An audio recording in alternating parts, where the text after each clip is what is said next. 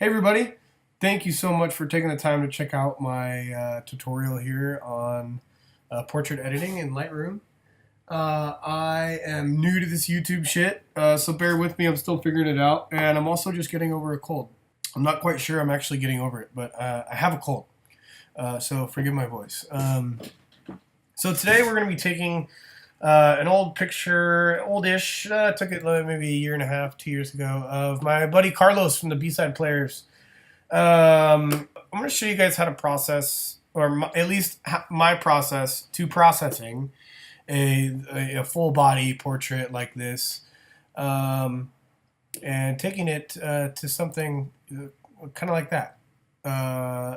This is the edit I did about a year and a half ago, and looking at it now, I think I probably overdid it just a hair. So we'll dial that back and figure that out. So to start, the first tip I can start with is to shoot this thing. I use the sun as a natural edge light, which I really love to do. I love shooting into the quote unquote into the sun. I'm not really shooting into the sun in this one, obviously. It's more kind of over here. But it really gives, I mean, obviously nothing's more harsh than the sun, but it gives you a nice, harsh, hard edge light around your subject, which I really like about using the sun and shooting into the sun.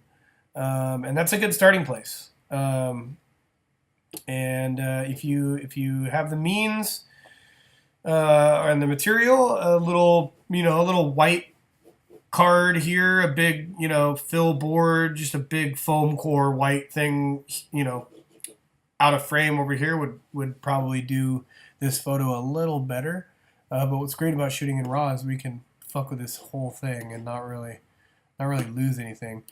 So the first thing that I get into in Lightroom, which I'm only about a week into my Lightroom journey here. I've been in Photoshop for years, and I finally just made the switch. But I'm getting comfortable with it, and a lot of the principles and tools that I used in Photoshop are still in Lightroom. There's a little bit of overlap that I still take the photos into Photoshop and toy with them a little bit, and I'll show you that whole thing.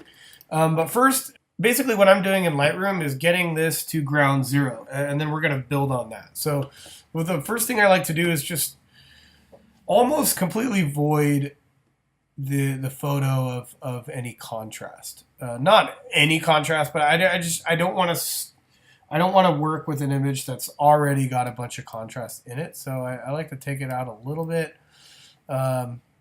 He's a little dark, and what I can do too is I can hold Option. When I hold down Alt or Option, and I drag the exposure slider to the right or the left, it'll show me what's blowing out on my image. So obviously it's that, but it's telling me here on my histogram, we have the darks here, the midtones here, and then the highlights here. We're losing a shitload of stuff up here, so which it's also telling us there.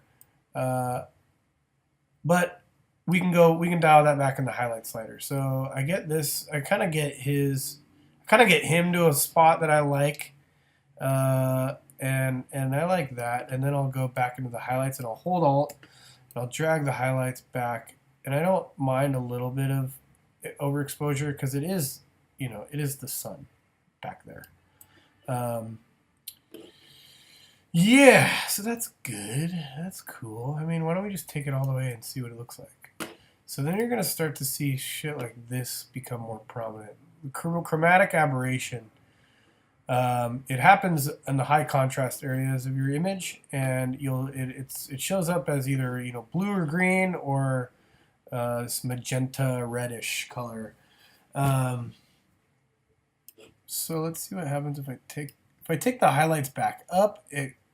You see what is happening?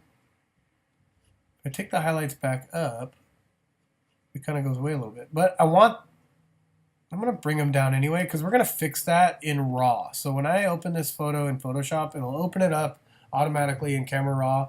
And we're going to use Camera Raw's functionality to take out this chromatic aberration because This is the newest one. It only gives you this checkbox, which, as you'll see, if you look at both this area here and this area here, when I check it, the fuck is it even doing? So Adobe, what would be super dope is if in Lightroom CC, if you could please add the slider functions back in, so I don't have to do it in RAW. That'd be super dope. Okay. So I say all that to say our highlights are now within range. Cool beans. So that looks pretty good. I kind of want to bring him up a little bit more. So I'm going to go into our brush panel here. And this is basically what it's doing is it's using this brush to paint on a mask. So this mask, you can adjust your size. You can also do that with your scrolly wheel on your mouse. And if you hold Alt, if you hold Shift, it'll adjust the feather. So I want him to be a little bit brighter, and I want to have a relatively small and soft-ish brush, and I want it to bring up the highlights. Let's go to 1. And then you're just like painting on this. You're painting on an exposure mask, which is super sick. Which Lightroom, you're super tight for that. Anyways, that was a lot. I was just showing you, but I undid that, so you can go even less. And then I kind of want the blue, a little more blue to pop. And I want pop too, just a wee bit. And then see, I just grabbed the whole. You can grab the mask too, which is super rad. Paint a little more, and then maybe a little more over here, and then maybe show these pants off a little bit. Don't go super heavy with it. And then you hover, and then it'll show you your mask. It's pretty cool. So there's that, and maybe the guitar a little more too here.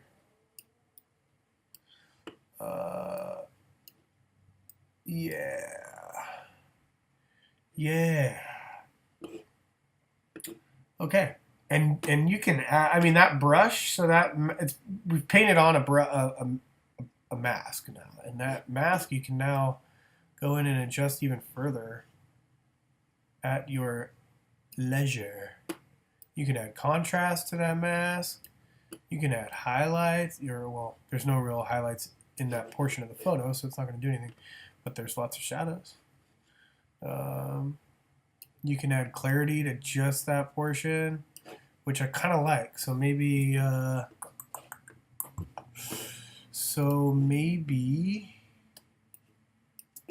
I will add a little clarity to that denim and guitar, and then brighten it up a little more. And that's pretty cool. So this is baseline. So we've taken out a lot of the contrast in our image. We've adjusted our color, or we've adjusted our exposure.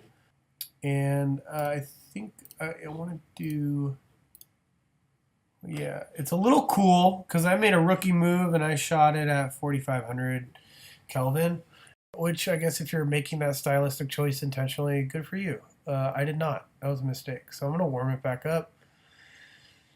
Get that summer feel.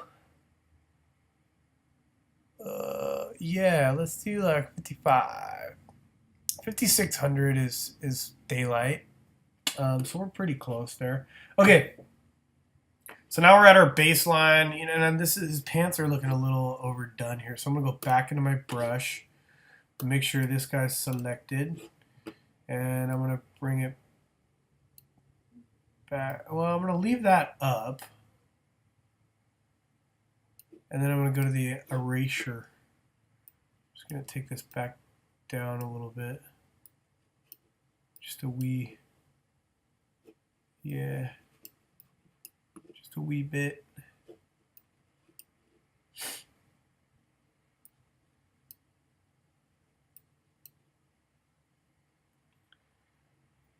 It's pretty neat. That looks pretty neat. All right, so we're at baseline. We're in a good zone here. So this is, yeah, this is good. It's good. I think I'm gonna take the whole thing down just a hair. And as you add elements of processing to your image, you're gonna go back and dance with all your other adjustments that you've made. So if you're adjusting your obviously if you're adjusting the total exposure of your image, that's affecting all this stuff too. So you're gonna kind of go back and forth and play with it. And when I added this brush and adjusted this exposure, I'm gonna come back and make sure that it's interacting well with the whole image, and I might just play with it a little. Yeah. Yeah. There's there's baseline. There's our baseline. So I'm gonna save this image with the original. Save the original plus the settings, which is going to give me an XML file that's going to be associated with this image, and I'm going to save it into our portrait editing tutorial folder, into the assets folder, save. And now I'm going to open up, so it gave me spit out a raw and the XML file associated with it. So I'm going to double click this, which will open it in Photoshop. And when it does that, it's going to automatically open Adobe Camera Raw, which is the raw photo editor that Adobe provides with Photoshop. And now we're going to use raw to take care of this aberration. So we're going to go into our lens corrections panel here. We have some green. So we're going to bump that and then expand our value picker here. And we're just going to move this until it finds the right color. So boom. And you can zero in on it a little bit. See, if I go too much, a little bit of that blue starts creeping back. So yeah, we'll say right there. Looks pretty good. And you want to make sure you're not affecting other parts of your image. It happens a lot with skin tones. So if I come, like, if you see this purple on his hand, so we're going to adjust this purple now. If I take that up too much or start to get into the reds here, oranges, it's too close to his skin tone, so it's going to start to desaturate his skin, which we don't want. So don't overdo it. Be selective with your color. Don't just select the whole slider, unless you can get away with it and there's no skin tones in your photo. But since we're editing a portrait, that is not the case with this one. Okay. All right, so we've taken care of our chromatic aberration at all of the high contrast areas. Oh, missed a little bit, which looks a little more magenta. So we're going to open it up that way. Make sure we didn't cut off any skin. See, we're doing that shit. So dial it back. It is a dance. It is a dance. And sometimes you can't avoid it. Sometimes it's just too close. And so if you can get away with it, like when we zoom back out, it's passable. It's definitely passable. Not ideal, but passable. Yes. So, all right, that's good. All right, we're going to open it. Now we're taking it into Photoshop. Now we're going to start to stylize our baseline image. So I really only do a couple things in Photoshop, unless I need to heavily retouch, you know, like take out blemishes or things like that. But I'm not really gonna do that here. You know, this doesn't really need, maybe, you know, maybe I'll clone that out. But really, all I do in Photoshop is I just add curves layers, and then I like to use gradients quite a bit in my photos as well to kind of give them a little bit more vibrance, a little bit more life. First is curves layer to add contrast. So we're going to add a curves layer, and first dot right in the middle, and then I'm going to pull these blacks down to there, and I like to keep the shadows up.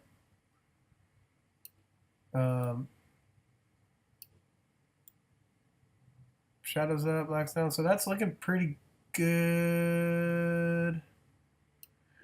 I will probably bring this down to kind of give it a little bit more of a vintagey feel, kind of flatten it out a little bit and makes it a little more filmic.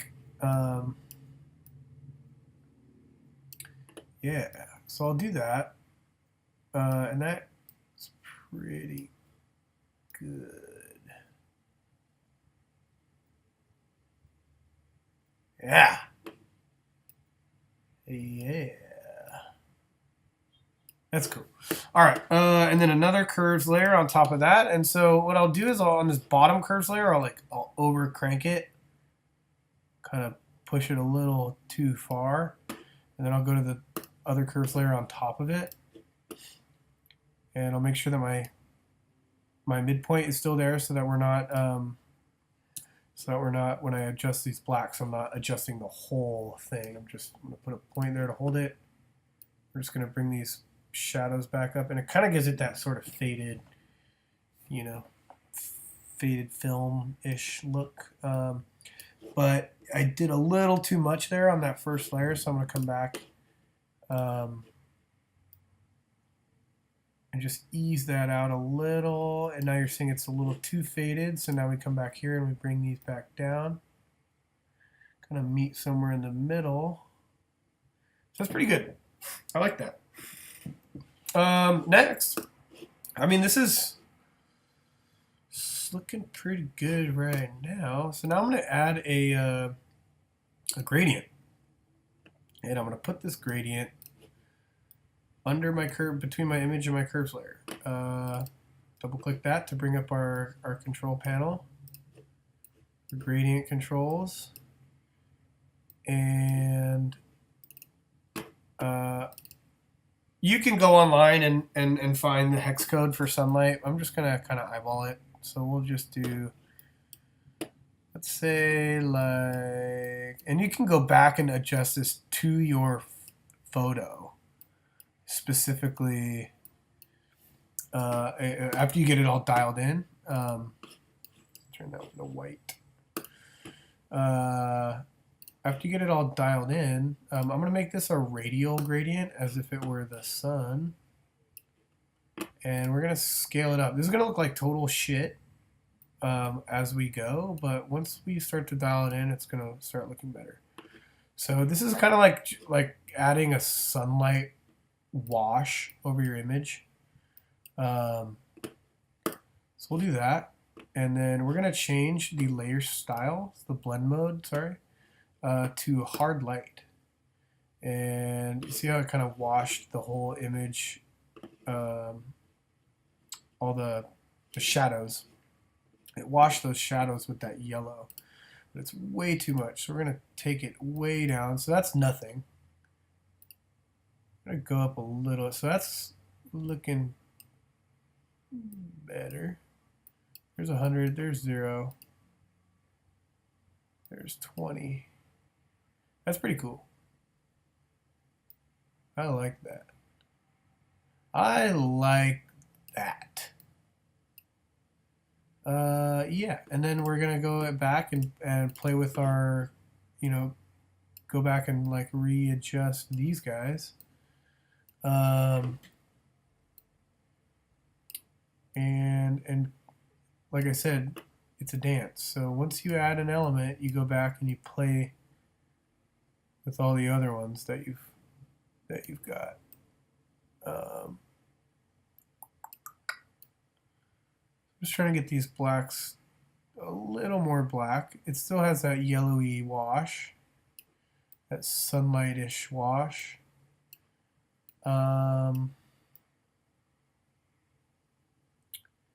Yeah, that's pretty sweet. Cool. And then I'm gonna duplicate this, so that kind of gives us that color wash. And then what this is gonna do is kind of imitate a flare. So I'm gonna duplicate the layer, and I'm gonna change this to a screen, and then we're gonna juice the opacity all the way up, and then we'll double click our gradient and bring the size way down,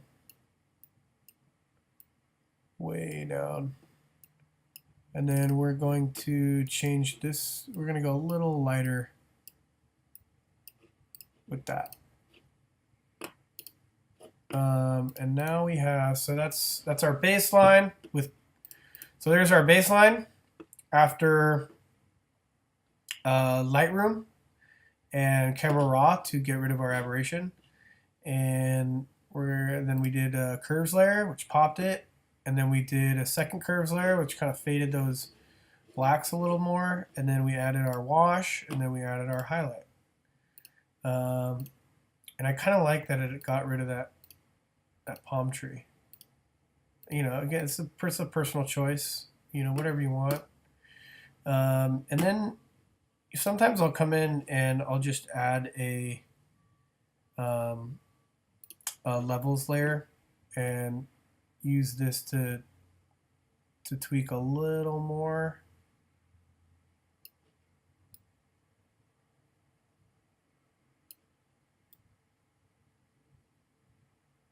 And I like that. I like that a lot. So there you have it. So that is the edit. This is the OG. Come on, buddy. And there you go. Hope that helps. Hope you enjoyed it. Like this video, subscribe for more. I'm trying to do one every week. Yeah, so see you next week.